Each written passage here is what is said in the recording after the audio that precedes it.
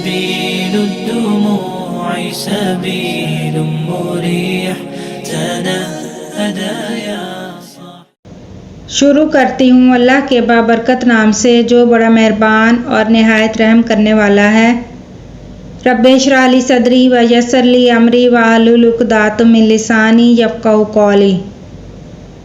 ناظرین، آج کی ویڈیو میں ہم یتیموں کے حقوق کے بارے میں بتائیں گے جس کا ذکر قرآن پاک میں بیان کیا گیا ہے، اور آج ہم قرآن پاک کی مختلف صورتوں کی مختلف آیات کا ترجمہ بیان کریں گے۔ اور ویڈیو میں آگے بڑھنے سے پہلے آپ سے گزارش ہے کہ چینل کو سبسکرائب کریں اور بیل کے بٹن پر پریس کریں تاکہ اگلی ہر نئی ویڈیو آپ تک آسانی سے آ سکے۔ یتیموں کی اصلاح یعنی دنیا اور آخرت کی باتوں میں غور کرو اور آپ سے یتیموں کے بارے میں بھی دریافت کرتے ہیں۔ کہہ دیجئے کہ ان کی حالت کی اصلاح بہت اچھا کام ہے، اور اگر تم ان سے مل جل کر رہنا یعنی خرچ اکٹھا رکھنا چاہو تو وہ تمہارے بھائی ہیں، اور اللہ خوب جانتا ہے کہ خرابی کرنے والا کون ہے اور اصلاح کرنے والا کون، اور اگر اللہ چاہتا تو تم کو تکلیف میں ڈال دیتا، بے شک اللہ غالب اور حکمت والا ہے۔ یتیم سے شفقت بھرا سلوک نہیں، بلکہ تم لوگ یتیم کی خاطر نہیں کرتے تو تم بھی یتیم پر ستم نہ کرنا۔ یہ وہی بدبخت ہے جو یتیم کو دھکے دیتا ہے۔ یتیم کا اکرام۔ اب جب ہم نے بنی اسرائیل سے عہد لیا کہ اللہ کے سوا کسی کی عبادت نہ کرنا، اور ماں باپ اور رشتہ داروں اور یتیموں اور محتاجوں کے ساتھ بھلائی کرتے رہنا، اور لوگوں سے اچھی باتیں کہنا، اور نماز پڑھتے اور زکوٰۃ دیتے رہنا، تو چند شخصوں کے سوا تم سب اس عہد سے منہ پھیر بیٹھے۔ اے محمد صلی اللہ علیہ وآلہ وسلم، لوگ آپ سے پوچھتے ہیں کہ اللہ کی راہ میں کس طرح خرچ کریں۔ کہہ دیجئے کہ جو چاہو خرچ کرو، لیکن جو مال خرچ کرنا چاہو وہ درجہ بدرجہ اہل استحقاق یعنی ماں باپ کو اور قریب کے رشتہ داروں کو اور یتیموں کو اور محتاجوں کو اور مسافروں سب کو دو، اور جو بھلائی تم کرو گے اللہ اس کو جانتا ہے۔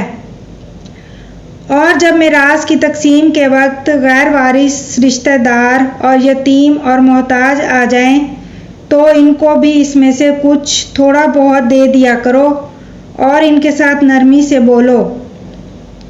اور اگر تم کو اس بات کا خوف ہو کہ یتیم لڑکیوں کے بارے میں انصاف نہ کر سکو گے تو ان کے سوا جو عورتیں تم کو پسند ہوں، 2 یا 3 یا 4 ان سے نکاح کر لو، اور اگر اس بات کا اندیشہ ہو کہ سب عورتوں سے یکساں سلوک نہ کر سکو گے تو ایک عورت کافی ہے، یا لونڈی یعنی غلام عورت جس کے تم مالک ہو، اس سے تم بے انصافی سے بچ جاؤ گے۔ اور باوجود یہ کہ ان کو خود طعام کی حاجت ہے اور اللہ کی محبت میں فقیروں اور یتیموں اور قیدیوں کو کھانا کھلاتے ہیں۔ یتیم رشتہ دار کو اور فقیر کو کھانا کھلانے کے لیے لوگوں کو ترغیب نہیں دیتا۔ سرپرست و نگران کے فرائض۔ اور یتیموں کو بالغ ہونے تک کام کاج میں مصروف رکھو، پھر بالغ ہونے پر اگر ان میں عقل کی پختگی دیکھو تو ان کا مال ان کے حوالے کر دو، اور اس خوف سے کہ وہ بڑے ہو جائیں گے یعنی بالغ ہو کر تم سے اپنا مال واپس لے لیں گے، اس کو فضول خرچی اور جلدی میں نہ اڑا دینا۔ جو شخص آسودہ حال ہو اس کو ایسے مال سے قطعی طور پر پرہیز رکھنا چاہیے، اور جو مسکین و محتاج ہو وہ مناسب طور پر یعنی بقدر خدمت کچھ لے، اور جب ان کا مال ان کے حوالے کرنے لگو تو گواہ کر لیا کرو، اور حقیقت میں تو اللہ ہی گواہ یعنی حساب لینے والا کافی ہے۔ اور یتیم کے مال کے پاس بھی نہ جانا مگر ایسے طریقے سے کہ بہت ہی پسندیدہ ہو، یہاں تک کہ وہ جوانی کو پہنچ جائے۔ یتیموں کا مال ضائع اور خرد برد کرنے کی سزا۔